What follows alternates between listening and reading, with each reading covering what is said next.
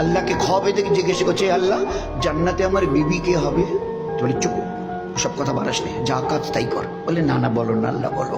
তো আল্লাহর বান্দা বান্দির মধ্যে যা হয় ওটা ধারণা করতে পারবো না। তো হযরত আব্দুল ওয়াহিদ রাহমাতুল্লাহ আলাইহি বলছে, এ আল্লাহ তো বলো না, আল্লাহ কে হবে আমার বিবি, বলো না নামটা।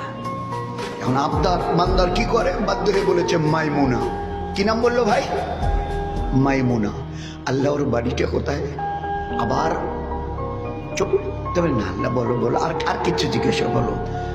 তো বলেছে কুফা। কুফা মানে একটা জায়গা, আপনাদের যেমন এটা পাহাড়গঞ্জ, হাক্কা, মাল্লিরহাট। তো বলেছে কুফা।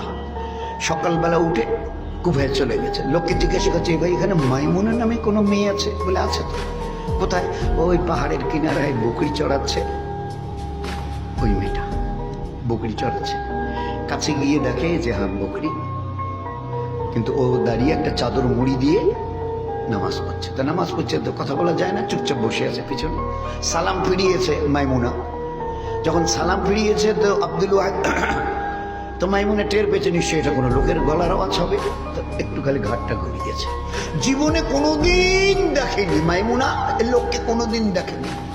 খালি ঘাড় ফিরে এক ঝলক দেখে বলছে, আব্দুল ওয়াহিদ এখানে কেন? তোমার সঙ্গে আমার মোলাকাত ইনশাআল্লাহ জান্নাতে হবে, এখানে কেন এসো?